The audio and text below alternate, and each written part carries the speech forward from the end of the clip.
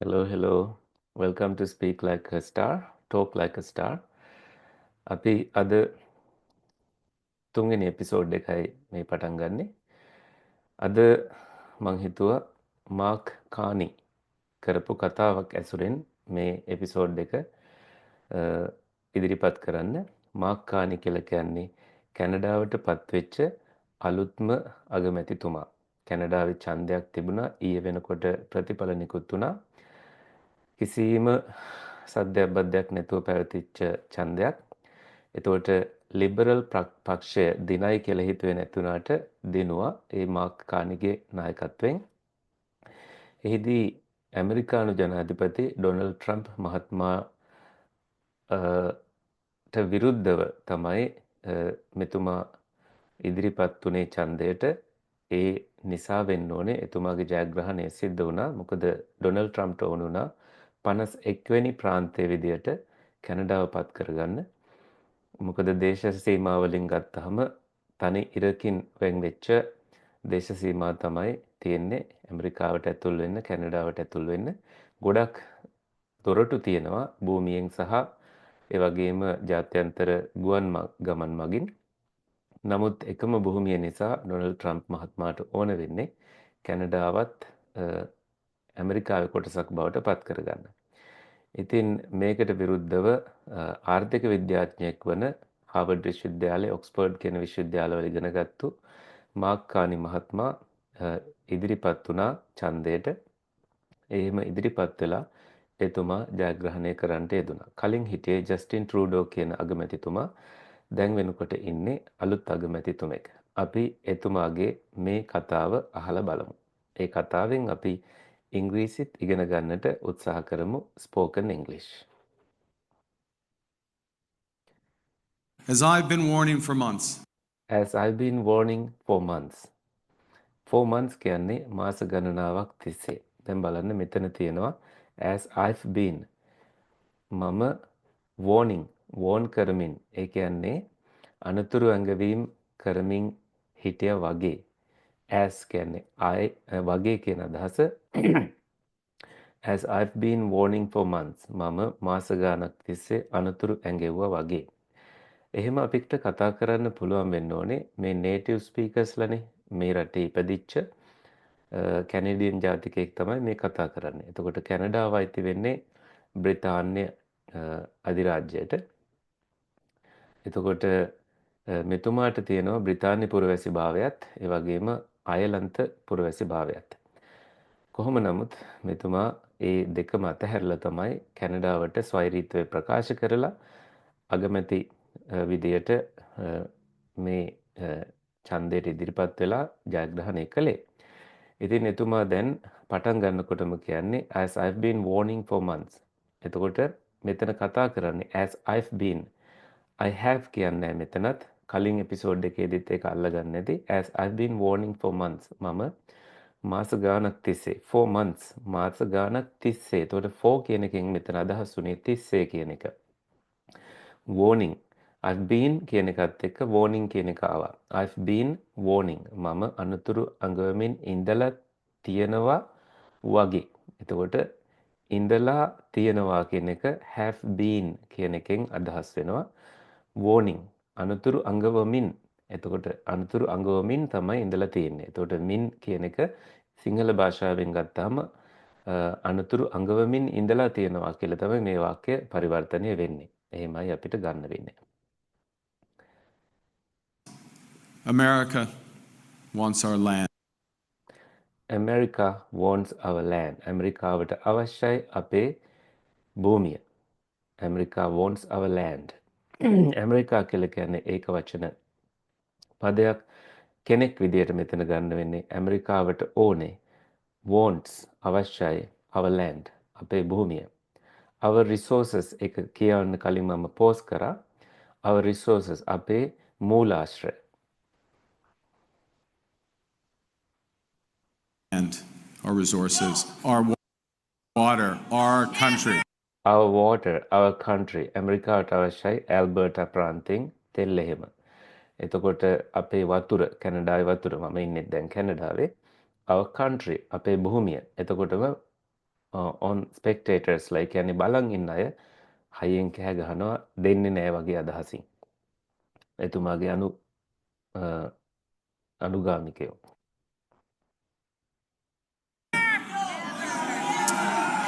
never කිය කවදාවත් දෙන්නේ නැහැ කියලා තමයි කියන්නේ. Never. එතුමාත් කියනවා never කියලා. කවදාවත් ඒක වෙන්නේ නැහැ කියන අදහසින්. But these are not. But these are not. නමුත් මේවා නෙමෙයි කියලා කියනවා. අපි බලමු මොනව ගැනද කියන්නේ කියලා. These are not idle threats.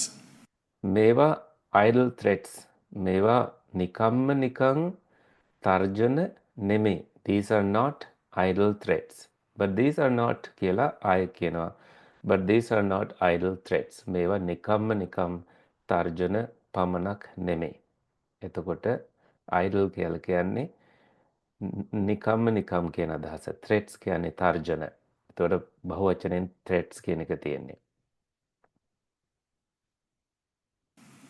President Trump is trying to break us. President Trump, ජනාධිපති Trump මහත්මයා is trying to උත්සාහ කරමින් ඉන්නවා to break us අපිව බිඳින්නට කෑලිවලට කඩන්නට අපිව us කියන්නේ අපිව break කියන්නේ කඩන්නට කෑලිවලට Us so that America can own us. so that America can own us ඇමරිකාවට පුළුවන් අපිව අයිති කරගන්න can own පුළුවන් අයිති කරගන්න කාවද us අපිව That will never ever happen That will never ever happen. ඒක කොහෙත්තම කිසිම දවසක වෙන දෙයක් නෙමෙයි. That will never ever happen.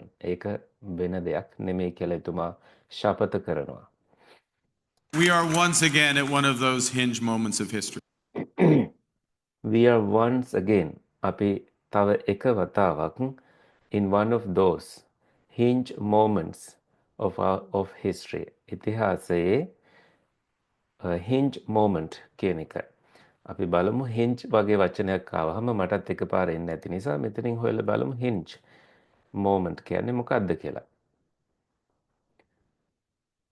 ඒ කියන්නේ හැරවුම් ලක්ෂයක් කියන අදහසයි මෙතන අදහස් වෙන්නේ.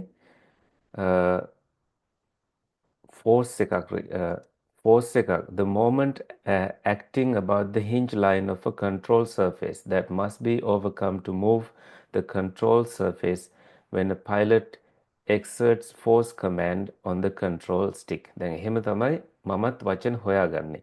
වචනවල තේරුම. එතකොට hinge කියලා කියන්නේ හැරවුම් ලක්ෂයක් කියන අදහස. එතකොට ඒකෙන් අදහස් වෙන්නේ මෙතන මේ දෙවෙනි අර්ථය ගමු අපි. The hinge of history is a hypothetical time in human history in which humanity has disproportionate influence over the long-term future.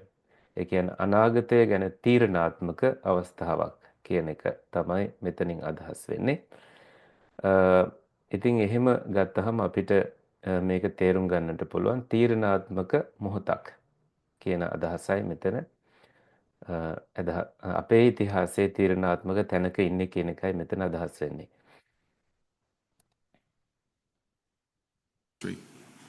Our old relationship with the United States. Our old relationship with the United States. Our old අපේ පරණ relationship සම්බන්ධකම with the United States. ඇමරිකාවත් එක්ක තියෙන A relationship based on steadily increasing integration. On steadily increasing integration is over කියලා කියන්නේ. එතකොට steadily කියන්නේ එක දිගටම ඍජුවම ඒ කියන්නේ නොකඩවා increasing වැඩි දියුණු කිරීම integration කියලා කියන්නේ ඒකීයත්වය. ඒ කියන්නේ සමගිය දැඩිව පවත්වා ගැනීම මෙච්චර කල් තිබිච්ච එක is over.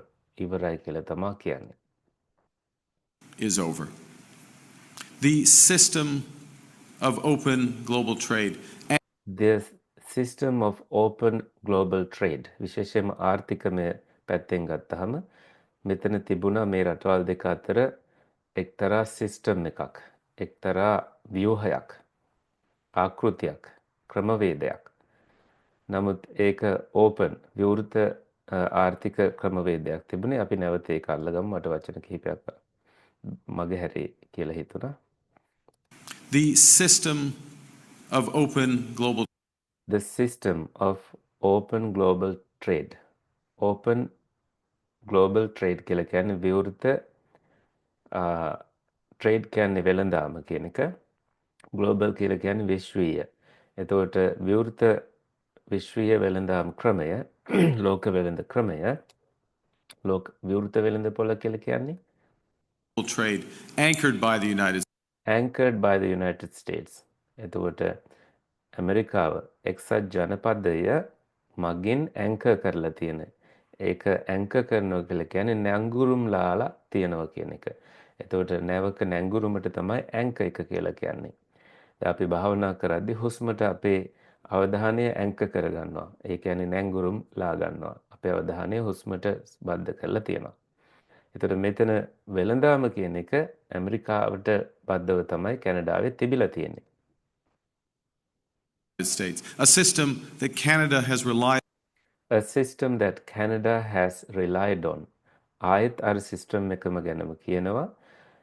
සිස්ටම් එක ක්‍රමවේදය Canada has relied on. මෙච්චර කල් කැනඩාව විශ්වාස කරපු, රඳා පැවතිච්ච, has relied on.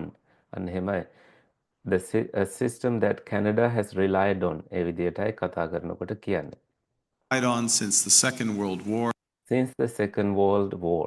දෙවන ලෝක යුද්ධයේ පටන්. Since the Second World War. දෙවන ලෝක යුද්ධයේ පටන්. A system that, while not perfect, A system that, well, not perfect. සර්ව සම්පූර්ණ නැති ඒ ක්‍රමවේදය has helped deliver prosperity, has helped deliver ඒකේ උදව් වෙලා තියෙනවා deliver කියලා කියන්නේ ලබා දෙන්නට කියන අදහස. දැන් දරුවෙක් වුණත් ඩෙලිවර් කරනවා කියලානේ කියන්නේ ප්‍රසූත කරනවා කියන එක. මෙතනත් තියෙන්නේ ප්‍රසූත කරවන්න prosperity, සෞභාග්‍යය for a country for decades, for a country for decades. දශක ගණනාවක් for decades කියන්නේ දශක ගණනාවක් for our country අපේ රටට කැනඩාවට is over. ඒක ඉවරයි කියලා කියනවා. is over. These are tragedies. These are tragedies. මේවා ඛේදාන්ත. ඛේදාන්ත කියලා කියන්නේ දුක්ඛයකින් කෙලවර වෙන දේවල්. ඒක ශෝකාකූල දේවල් කියලා තමයි කියන්නේ. But it's also our new reality. But it's also our new reality. නමුත් එය අපේ අලුත් යථාර්ථයයි කියලා කියනවා.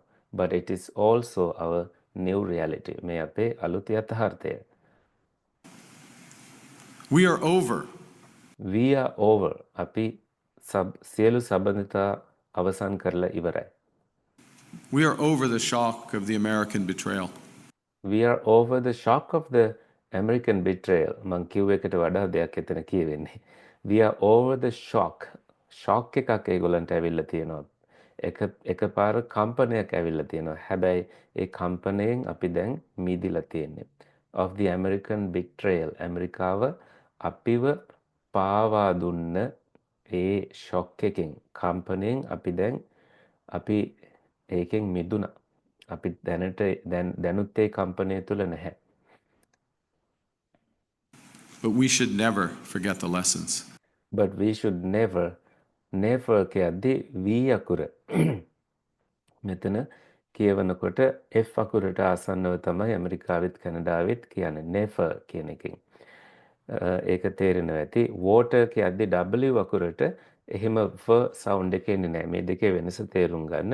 W අකුර w කියන වයන්නෙන් කියවෙනවා. V අකුර කියද්දී මෙහි ෆ කියන වගේ හොඳට හුලං නිකුත් වෙන විදිහට තමයි කතා කරන්නේ. ඒකයි මේගොල්ලන්ගේ accent එකේ වෙනස. But we should never අපි කිසිම දාකවත් forget the lessons. පාඩම අමතක කරන්න හොඳ නැහැ. But you're going to take us forward.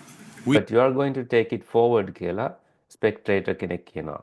ඔබ මෙය ඉදිරියට අරන් යන්න ඇවිල්ලා ඉන්නේ කියලා. We have to look out for ourselves. We have to look out for ourselves. අපිට අපි ගැනම බලා ගන්නට සිද්ධ වෙලා. We have to සිද්ධ වෙනවා. To look out. අපිවම බලා ගන්නට for ourselves. අපි ගැනම. And above all, we have. And above all, ඔක්කොටම වඩා we have to take care of each other. අපි අපිවම රැක බලා ගත යුතුයි. We have to take care of each other. අපි දැන් ලංකාවේදී ඉංග්‍රීසි කතා කරන අය මට කියන වැහෙනවා be careful කියලා කියන කොහරි යන්න පිටත් වෙද්දී. be careful කියන්නේ ප්‍රවේශම් වෙන්න කියන එක. අපි සිංහලෙන් එහෙම කිව්වට ඉංග්‍රීසියෙන් අපි එහෙම කියන්නේ නැහැ.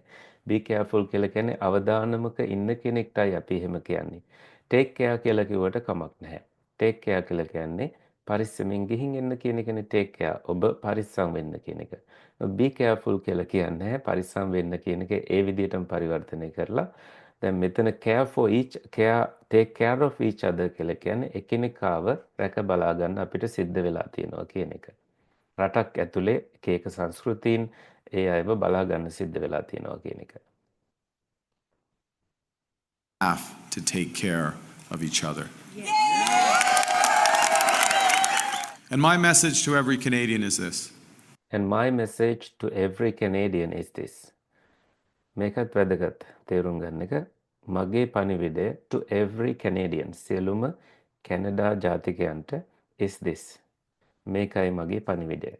is this. එතකොට my message to every Canadian කියන එකම එක වචනයක් විදිහට ගත්තොතින් නැත්නම් my message is this කියලා ගත්තොතින් මගේ පණිවිඩය තමයි මේක. එහෙමයි මේක පරිවර්තනය කරන්නේ. My message to every Canadian is this. No matter where you live. No matter where you live. ඔබ ජීවත් වෙන්නේ කොහේ වුණත්. No matter. ඒ කියන්නේ ඇල්බර්ටා හිටියත්, සස්කචුවන් හිටියත්, ඔන්ටේරියෝ හිටියත්, ඒ වගේම විනිපෙග්, මැනිටෝබා, වැන්කූවර් මොන කොහේ හිටියත්, වෙන රටක හිටියත්. No matter where you live. ඔබ කොහේ හිටියත්. No matter what language you speak. No matter what language you speak. No matter what language you speak. ඔබ කොයි භාෂාව කතා කරත්. ෆ්‍රංශද, ඉංග්‍රීසිද. No matter how you voted. No matter how you voted. ඔබ කොහොම ඡන්දෙ දුන්නත්. No matter how you voted. No matter. කොහොම දුන්නත්. අර කොහොම වුණත් කියන එක ඉංග්‍රීසියෙන් කියන්නේ no matter කියන එක. ඒක ගානක් නෙමෙයි කියන එකනේ no matter කියන්නේ. I will always do my best to represent. I will always do my best. මම නිතරම හැම වෙලේම මගේ හොඳම ලබා දෙනවා to represent නියෝජනය කරන්නට everyone who calls Canada home. Everyone who calls Canada home. කැනඩාව තමන්ගේ රටයි කියලා කියන හැමෝම රකින්නට මම ඉදිරිපත් වෙනවා කියලායි මගේ හොඳම උත්සාහය දරනවා කියන එකයි එතුමා අදහස් කරේ. Breaking overnight this stunning the news CNN news වලටයි ආවේ මේ segment එක. segment එක කියලා කියන්නේ යම් කිසි එපිසෝඩ් එකක් ඡේදයක් ඒ කියන්නේ ජවනිකාවක් කියන එකනේ. ඒතකොට breaking overnight. ඒතකොට breaking news නෙමෙයි ඉදිරිපත් කරන්නේ. එක රැයෙම this stunning මේ අද්විතීය stunning political comeback දේශපාලනය පුනරාගමනයක් thanks to ස්තුතිවන්ත වෙන්න ඕනේ කාටද to and at the expense of President Trump. ඇමරිකාව මේක වාර්තා කරන්නේ වෙන විදියකට. එතකොට thanks to කියන්නේ President Trumpට ස්තුතිවන්ත වන්නට සහ ජනාධිපතිතුමාගේ නම පාවිච්චි කරලා at the expense of President Trump. ඇමරිකාවේ ජනාධිපතිතුමාගේ නම පාවිච්චි කරලා දිනපු ජයග්‍රහණයක් කියලා තමයි ඇමරිකාවේ CNN මේක වාර්තා කරන්නේ. of President Trump. Canada's Liberal Party. Canada's Liberal Party, කැනඩාවේ ස්වාධීන පක්ෂය Liberal Party එක පක්ෂය led by කියලා කියන්නේ නායකත්වයෙන් Prime Minister අගමැති Party led by Prime Minister Mark Carney Mark Carney ගේ නායකත්වයෙන් තියෙන Liberal පක්ෂය declared ප්‍රකාශ කළා declared victory overnight. Victory overnight කියලා කියන්නේ තමන්ගේ ජයග්‍රහණය ප්‍රකාශ කළා overnight එක රැයින් Despite මෙහෙම තියෙද්දිත් being really left for dead මැරෙන්ට දීලා තියෙද්දි being really left සත්‍ය වශයෙන්ම left මැරෙන්න දීලා තියෙද්දි පක්ෂය left for dead several months ago. මාස කිහිපයකට කලින් But then Donald Trump took office, targeted Canada. But then නමුත් ඊට පස්සේ Donald Trump ජනාධිපතිතුමා took office කියලා කියන්නේ නායකත්වයට පත් වුණා took office කියන්නේ කාර්යාලයේ එතුමා වැඩ බාරගත්තා targeted Canada with tariffs එහෙම පත් වෙලා කැනඩාව බදු වලින් ඉලක්ක කරා කැනඩාවට බදු ගැහුවා targeted Canada with tariffs target කරා කැනඩාව බදු වලින් with tariffs and threatened to annex it. Threaten කියන්නේ තර්ජනය කළා to annex it. එකතු කරන්නට තව කැලලක් මිස් වුණාද බලමු. several months ago, but then Donald Trump took office, targeted Canada with tariffs and threatened to annex it. Tariffs කියලා මෙතුමා කියන්නේ මේ නිවුස් ඇන්කර් කෙනා නිවේදකතුමා tariffs බදු වලින් කැනඩාව ටාගට් කරලා කැනඩාව ඉලක්ක කරලා බදු ගහලා ඉවර වෙලා ඒ වගේම annex කරගන්න බද්ධ කරගන්න එකතු කරගන්න අපි ගෙවල් වලත් annex එකක් කියලා කියන්නේ එහා වත්තට එහා ගෙදර තව ගයක් හදලා ඉවර වෙලා ඒක අපේ annex එක කියලා කියන්නේ ඒ කියන්නේ අල්ලපු ගෙදර කියනද අල්ලපු ගෙදරට අපි neighbor කියලා කියන්නේ අසල්වැසියෝ නිසා නමුත් අපේ annex එකක් තියෙනවා අපේටම අල්ලලා තව කෙනෙක්ට කුලියට දෙන එකට කියනවා අපි annex කියලා. ඒතර as the 51st state 51 වෙනි ප්‍රාන්තයේ විදියට බඳව ගන්න තමයි ජනාධිපති ට්‍රම්ප්ට ඕනුනේ. As the 51st state. America wants our land. ඇමරිකාවට අවශ්‍යයි අපේ භූමිය, අපේ මූලාශ්‍ර, අපේ වතුර, අපේ resources, our water, our country. Never. But ඒක වෙන්නේ නැහැ. But these are not. නමුත් මේවා නෙමෙයි. These are not idle threats. මේවා සාමාන්‍ය තර්ජන නෙමෙයි. එසේ මෙසේ සුළුවෙන් තැකිය යුතු තර්ජන නෙමෙයි. President Trump is trying to break us. ජනාධිපති ට්‍රම්ප් මහත්මයා අපිව කඩන්නටයි උත්සාහ කරන්නේ. So that America can own us. ඒ හින්දා එහෙම කරලා ඇමරිකාවට අපිව අයිති කරගන්න පුළුවන්. That will never ever happen. ඒක කවදාකවත් වෙන දෙයක් නෙමෙයි. That was the main campaign issue. That was the කියලා අවධාරණයෙන් කියන මේ the එක අපිට පාවිච්චි කරන්න පුළුවන් ඉංග්‍රීසි කතා කරද්දී මූලිකම දෙයක් ගැන කියද්දී that was the main campaign issue. ඒක වැදගත්ම දේශපාලන කඳවුරේ මූලිකම දේ විදිහට කතා කරේ අන්න ඒකයි කියලා මෙතුමා නිවුස් ඇන්කර් තුමා කියනවා. And this is what Donald Trump has said about Canada. This is what Donald Trump has said about Canada. කැනඩාව ගැන ට්‍රම්ප් මහත්මයා කියලා තියෙන්නේ මේකයි. Canada over the last several months. Over the last several months. පහුගිය මාස කිහිපය ඇතුළත. තුල over කියන එක මෙතන over කියන එක පාවිච්චි කරන්නේ. එතකොට පහුගිය කාලවකවානුව තුල මෙතනදී මාස කිහිපය තුල the last several months. And we can't let him take advantage. And we can't let him take advantage. අපිට බැහැ ඉඩ දෙන්නට.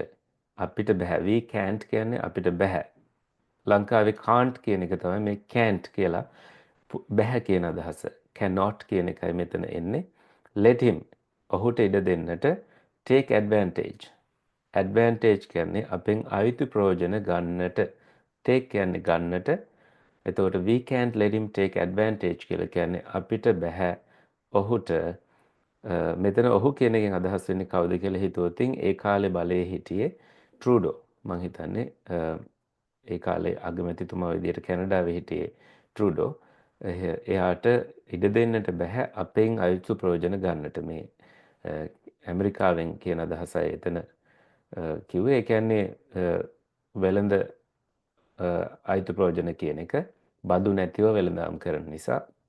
බදු නැතුව කියලා කිව්වට ගොඩක් අඩු බදු වලට තමයි වෙළඳාම් සිද්ධ වෙන්නේ. දැන් අපි කැනඩාවේ ඉන්න ඇමරිකාවට යනවා. ඇමරිකාවේ සමහර වෙලාවට අපි හිටියේ මැසචුසෙට්ස් ප්‍රාන්තේ. එහි ඉඳලා අපි යනවා නිව් හැම්ෂයර් කියන ප්‍රාන්තයට. එහි කිසිම බද්දක් නැති නිසා Apple ෆෝන් එකක් ගත්තත් මැසචුසෙට්ස් ප්‍රාන්තේ ඩොලර් 200ක විතර බද්දක් ගහනවා. නිව් හැම්ෂයර් ප්‍රාන්තේ එහෙම නැහැ. හැබැයි යන්නත් අපිට ඩොලර් 60ක් විතර යනවා. ඒත් ගිහිල්ලා එන්න ඒ කියන්නේ පැය දෙකක විතර ඩ්‍රයිව් එකක්නේ තෙල් ගහගෙන එහෙම යන්න. වාහනයක් තියෙනවා නම් ඒ මුදල යන්නේ නැහැ. නමුත් ගොඩක් අය shopping කරන්න නිව් හැම්ෂයර් කියන ප්‍රාන්තයට යනවා. නිව් හැම්ෂයර් කියලා කියන්නේ කොළ ලස්සනට තියෙන ප්‍රාන්තයක්. කොළ හැලෙලා ඒකේ බලන්නත් පුළුවන් ෆෝල් කාලෙට. ඉතින් ඇමරිකාවට ආවොත් නිව් හැම්ෂයර් එන්න බොස්ටන් එන්න මම එක්කගෙන යන්නම්. ඇමරිකාවේ හිටියොත්. Of the US, what I'd like to see Canada become. What I'd like to see මම කැමති දකින්නට. What I'd like to see Canada become. කැනඩාව වෙනවට our 51st state. අපේ 51 වෙනි ප්‍රාන්තය. ආපහු යමු අපි ඒක අල්ලගන්න. Donald Trump has said about Canada over the last several months. And we can't let him take advantage of the US.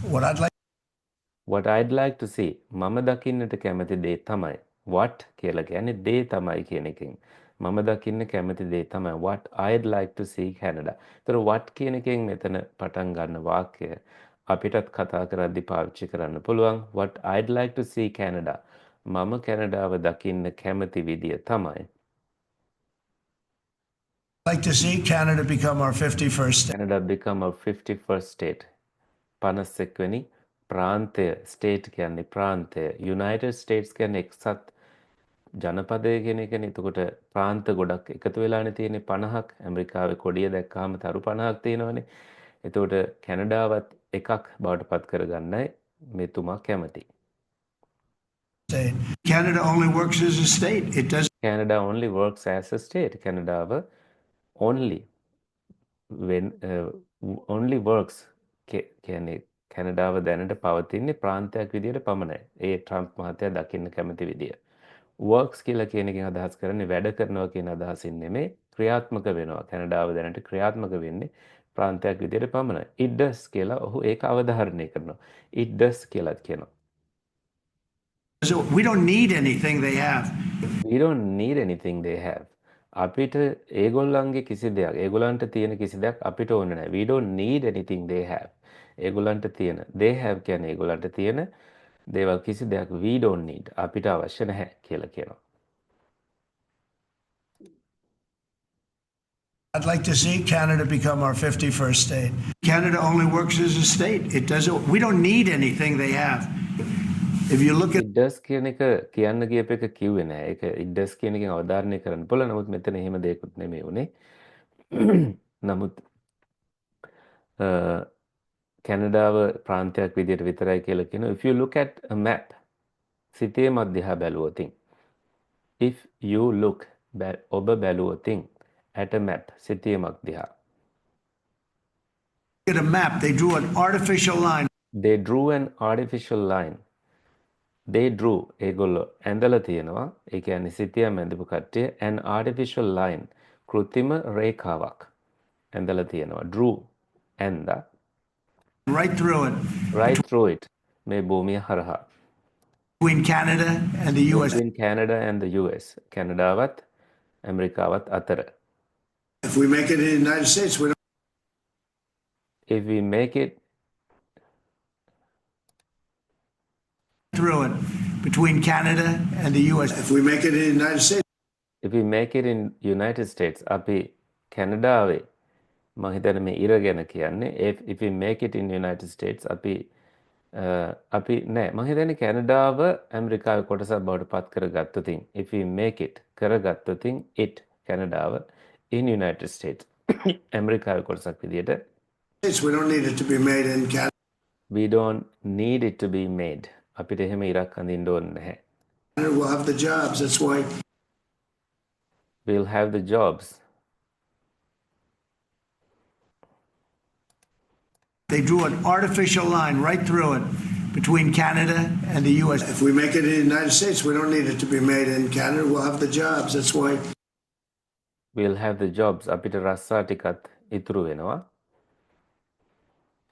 Canada should be our 51st state. So when I say ඒ හින්දා තමයි කැනඩාව අපේ 51 වෙනි ප්‍රාන්තය විය යුත්තේ. they should be a state, I mean. So when I say they should be a state, ඒගොල්ලෝ ප්‍රාන්තයක් විය යුතුයි කියලා මම කියද්දි, when I say මම කියද්දි, I mean that මම ඒක මම නිකන් කියන එකක් නෙමෙයි මම අවධාරණය කරලා කියන එක. මම ඒක අදහසින් කියන්නේ. I really mean that. මම ඇත්තෙන්ම ඒක අදහසින් කියන්නේ. ඒ කියන්නේ අවධාරණයෙන් කියන්නේ. I really mean that because we can't be expected to. We can't be expected to. අපෙන් බලාපොරොත්තු වෙන්න හොඳ නැහැ. We can't be expected. අපෙන් බලාපොරොත්තු වෙන්න හොඳ නැහැ to carry දරාගෙන යන්නට ඔසවාගෙන යන්නට carry a country. I do like as a country රටක් වශයෙන්. ඒගොල්ලොන්ගේ වැඩත් අපිට කරගෙන යන්න තියෙන්න හොඳ නැහැ. I do like the O Canada, right? මම හරි ආසයි කැනඩාවේ තියෙන national anthem එකට. ඒ කියන්නේ ජාතික ගීයට O Canada කියන එකෙන් එතුමා අදහස් කරන්නේ මේ වෙන කතාවකින් කියන්නේ. Like the O Canada, right? ඕගොල්ලෝ කැමති නේද right කියන එක අදහස් කරන්නේ ඒකට. It's a beautiful thing. I think we're going to have to. It's a beautiful thing. ඒක හොඳ එකක්. I think we are going to have to keep it. We're going to have to keep it. ඒ කියන්නේ අපිට සිද්ධ වෙනවා මං හිතනවා ඒකත් තියාගන්න. Keep it for the 51st state. For the 51st state, 51 වෙනි ප්‍රාන්තය වශයෙන්. I call him Governor Trudeau. I call him Governor Trudeau. අපි එතකොට Trudeauට කියන්නේ Governor කියලා. Governor Trudeau. Governor කියලා කියන්නේ එක ප්‍රාන්තයක නායකයා කියන අදහසනේ. රටේ නායකයා විදිහට නෙමෙයි යන්නේ. එතකොට Governor Trudeau කියලා. එතකොට Governor කෙනෙක් බවට පත් වෙනවා. නගරාධිපතිටත් කියනවනේ Governor කියලා. Right. How decisive was President Trump? How decisive was President Trump in the Canadian election? කොච්චර තීරණාත්මක වුණාද ජනාධිපති ට්‍රම්ප් මහත්මයා කැනඩාවේ ඡන්දයේදී? Trump in the Canadian election. මම හිතනවා මෙතනින් මේ වීඩියෝ අපි අවසන් කරොත් හොඳයි කියලා. මොකද දිග වෙන්න ගොඩක් වචන වැඩි වෙලා අල්ලගන්න අමාරුයි. දැන් මම කියලා දෙන්නම්. මේ කියන ඒවා ලියාගන්න ලියලා වාක්‍ය පිටින් පාවිච්චි කරන්න කටපාඩම් කරගෙන හෝ confidently ඒවා කියන්න. එතකොට අපි දන්නවා මේ native speakersලා කියන දේවල් නිසා මේවා වැරදි නැහැ. වරදින්න විදියක් නැහැ කියලා. එහෙම තමයි මමත් අල්ලගත්තේ. එතකොට දේශපාලනයට කැමති අය දේශපාලනික දේවල් බලන්න, ෆිල්ම්ස් වලට කැමති අය ෆිල්ම් බලන්න. එහෙම කරලා වාක්‍ය පිටින් අල්ලගෙන confidently භාෂාව කතා කරන්න. යම් කිසි දෙයක් දැනගන්න තියෙනවා නම් කමෙන්ට් එකක් දාන්න මම ඒවට බලලා උත්තර දෙන්නම්. එහෙනම් Talk Like a Star අපි තවත් එපිසෝඩ් එකකින් මුණ ගැහෙමු. ඔබට සුබ දවසක් වේවා.